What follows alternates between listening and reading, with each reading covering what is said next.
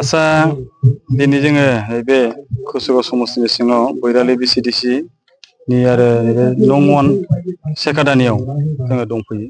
बेवहाय जोंहा इउपिपिएल दोलोनि इथि आरो आदर्शखौ मोजां मोननानै लोगोसे जोंनि बिटिआरनि चिफ प्रमद बर' सारनि मावनायखौ मोजां मोननानै माखासे बिजेपि आरो बिपिएफ खालामग्रा दैदेनगिरि बिथांमोना जोंनि इउपिपिएलआवहाय जयनिं जाफैदों इथि आदर्शखौ मोजां मोननानै। दा बिथांमोना जोंनि दोलोआव हाबफैनानै बेखौनो फोरमायफैदों जाय पार्टियावहाय बिथांमोना दङमोन बिथांमोना खुनु गोजोननाय मोनाखै जिखुनु आसनिफोरखौ मोननो हायाखै आरो जाय पार्टियाव दङ बिथांमोननि पार्टिया खुनु आदर्श आरो निथि गैया बे जिनिसखौ बिथांमोना फोरमायफैदों। बेनि थाखायनो जोंनि इउपिपिएल दोलोनि जेनाखि आदर्श निथि जोंनि मावनो लानाय जेनाखि थांखिफोर प्रमद बर' शिब सारनि मावनो लानाय थांखिफोर बेखौ मोजां मोननानै बिथांमोना जोंनि इउपिपिएलआव दिनैहाय जगदान जाफैदों। बेवहाय दिनै हिनजाव हौवा बिजेपि आरो बिपिएफनि वार्कार बिथांमोना बुथ प्रेसिडेन्ट आरो पार्टिनि प्राइमारिनि दैदेनगिरिफोर बिथांमोना दिनैहाय जोंनि पार्टियावहाय जयनिं जाफैदों। इउपिपिएलआथ' दिनैहाय बिराद मोजां थासारि सारा बिटिसि आवनो बा सारा बिटिआरआवनो गोबां मोजां थासारिजों जोङो दङ। दा इउपिपिएलआ सान्थि लाबोदों। इउपिपिएलआ साराय सारि बोसोरनि गेजेराव गोबां माखासे आसनि जोङो मावनानै होनो हादों। हानि पाट्टा जों होनो हादों। नैबे ओनसोला नैबे 1 नं सेकादानि ओनसोला फरेस्ट एरियायाव दङ, फरेस्ट भिलेज हिसाबै बिथांमोना दङमोन। बिथांमोननि हानि पाट्टाखौ मालाबा मोननो हायाखैमोन। थारमाने 17 बोसोराव दिनैहाय जों इउपिपिएलआ साराय सारि बोसोरनि गेजेराव 3 लाखनिबो बारा जोङो रायजो राजानो हानि पाट्टा होनो हादों आरो जोङो मैखोमै जोङो सान्थि गायसननो हादों। बै जिनिसखौ नोजोर होनानै रायजो राजाफ्रा दिनै जाम्बा जाम्बि नंला। ससियेल मिडियायावहाय गोबां एक्सपार्ट ससियेल मिडियायाव जोङो दिनै दिन नुगासिनो दङ सोर पार्टिया मा मावदों, सोर पार्टिजों थायोबा इयुन दं बा भबिसत दङ।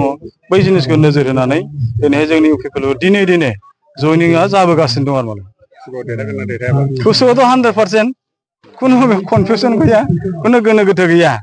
आरो जोङो कुसुगावहाय थांनाय बारावबो क'क्राझार डिस्ट्रिक्टनि गेजेरावनो जोङो सासेल' देरहाहोनो हादों आरो बे सासे देरहानाया ओरैबायदि मानसिखौ जों देरहाहोनो हादों जाय बिथाङा 17 बोसोर सरकार सालायदोंमोन।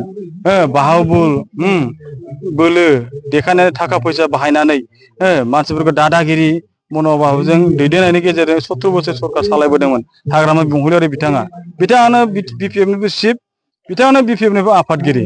दा बिथांखौनो जोङो फेजेन हरनो हादों। आरो दिनैथ' रबिराम नार्जारि बिथाङाथ' माने बे सालानिनि नासो मोनसे सालानि ना होननांगोन थारमाने बे लकेल ना नङा। ओंखायनो दिनैहाय रायजो राजाफ्रा मिथिनो खुनु खोथा गैया। जोंहा उकिल मुसाहारि सारा जोङो EM मोननो हादों आरो दिनैबो जोङो दिनै रावनिबो नाम लाथ'नो नाङा। हाइकामान्डआ जेखौ फोसावगोन जाय बिथांखौ हरगोन बे बिथांनि सायावनो जोङो एकदम डु अर डाइ 24 आवार्स जोंहा खामानि मावनानै एकदम रेडि आरो साखा फारा जानानै दं। आंनि मुङा आमस नार्जारि, आङो बुथ प्रेसिडेन्टमोन बिजेपिनि। सेकादानि नाम्बार 1 सेकादानि। दिनै जोङो बिजेपिनिफ्राय 17 जन आरो बिपिएफनिफ्राय 10 जन इउपिपिएल दोलोआव दिनै जोङो जयेन जाफैदों। जोङो इउपिपिएलनि मावनाय आरो गासिबो खामानिया मावनायानो मोजाङै जोब। जोङो 17 बोसोर जोङो सान हर मोना जों बेरायनो हायामोन। दिनै जोङो बिटिआर सुक्ति जानायनिफ्राय जोङो सान हर मोना जों बेरायनो हाबाय गोसोबायदि। रिजार्भ एरियायाव थां, हाग्रा एरियायाव थां, जोङो जेब्लाबो गोसोबायदि बेरायना फैनो हायो। बिनि थाखायनो जोङो इउपिपिएल दोलोआव दिनै जयेन जाफैदों। जों खुद गावनो गोसो जाना फैदों। रावनिबो बावहाय लबि देखायनाय जेबो गैया। जोंनि थांखिया जाबाय जोङो फिउचाराव अपोजिसनाव थाना जों जेबो मोनखायाखिसै।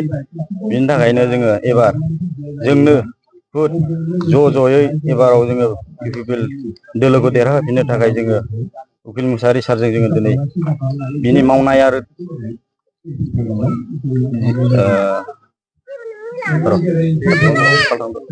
मावनाय दांनाय आरो निथि आदर्शखौ जोङो मोजां मोननानै इउपिपिएल दोलोआव दिनै जोङो जयेन जाफैबाय। जोंथ' सिगां समाव जेबो अनसुंथाइ मोनाखै। जोंनोथ' बिजिया जेबो होखायाखै। जों मिथिगौ गाबोनहाय डक्टर हेमन्त बिश्व शर्माया नोंथांमोननि जायगायावहाय फैगोन बिजेपि दोलोनि जानानै, थेवबो नोंथांमोना बिजेपि दोलोखौ नागारनानै दिनै दोलोआवहाय जगदान जाफैबाय, बेनि सायाव मा बुङो? डक्टर हेमन्त बिश्व शर्मा सारा फैबाबो जोंनियावहाय जेबो गोहोम खोख्लैनो हानाय नङा।